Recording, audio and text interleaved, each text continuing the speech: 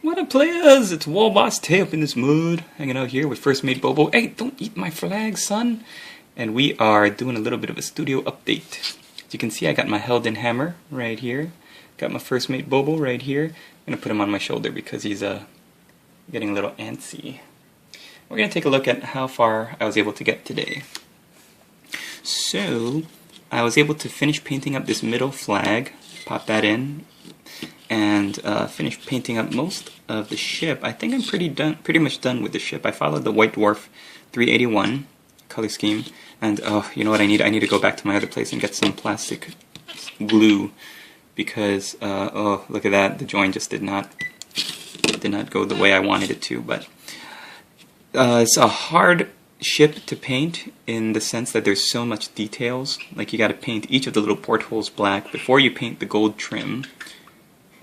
Let's get a little bit closer detail. And then you got to paint the little cannons inside. So that's what I did for each of these. Following the White Dwarf color scheme or the painting guide was pretty helpful, but you also had to do a lot on your own. Like reading the article, it tells you how to paint the yellow on the flags, and Bobo thinks I didn't do a very good job. He's laughing at me. So that is just vomit brown and increasing amounts of bleached bone.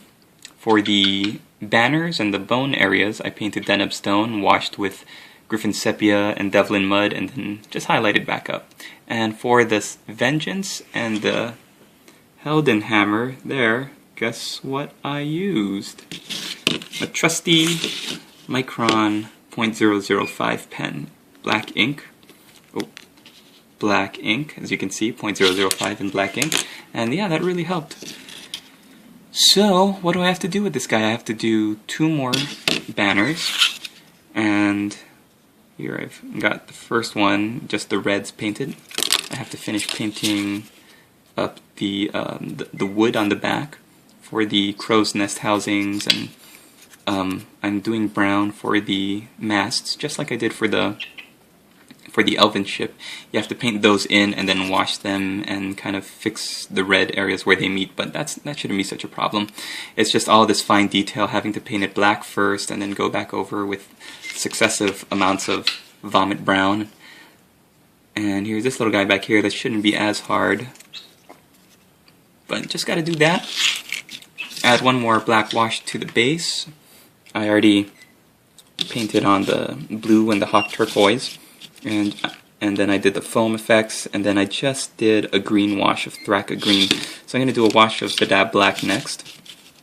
Once I finish with that, it's just putting on the water effects, letting it dry. Oh, and also doing the little foam, repainting the foam where they would be the most white and the most prominent. But let me know what you think. It's a fun ship to do. It's just with the new range, it's a lot easier. So I thought I would be able to do all these ships in the old range, but really, Mechrite Red, it just wasn't cutting it, even after adding in Blood Red. Then you're just wasting paint. So I went out and I bought a pot of Mephiston Red, went on in 1 coat, absolutely perfect. So I kind of broke with my tradition of using only the old paints. Everything else pretty much is...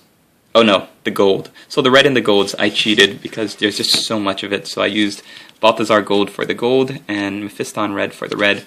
Everything else is like the Vomit Brown, Deneb Stone, all those old colors from the old range. I kind of stuck to the old formula, but I just didn't want to be painting this thing for, you know, for the next couple of days. So I thought I'd do something different. But so just a little work in progress video. Look at that gap between the guy's hand and the statue. It's pretty funny. Huh, Bobo? Oh, you dumb bird. So, the trick with highlighting I found with the banner, I was kind of apprehensive about the banner, but what I found was if you use a lot of thin coats and just progressively add in your highlight color, and then keep the highlights to the pointed areas, like the wingtips, the area around the neck, the areas where it looks like the banner would be folding up, and then use watered down black to line the edges between the 2 colors. So you can see between the wings and the red, or anything between the red cloth and the design I edged in black, which is very evident when you look up close, but from far away you can't really tell that much, so it's a lot more forgiving.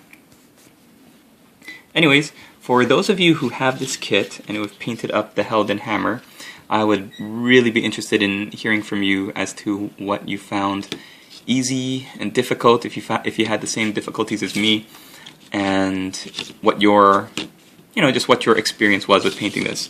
So as a painting log for a beginner though who's tackling this, I would definitely say don't get impatient, don't get frustrated, take your time, and have a podcast or a YouTube music video playing in the background, because going through each and every individual one of these portholes and the gold framing and the red is quite a chore, but in the end I think it looks pretty cool and it's worth it. So take the time, do it right, and enjoy.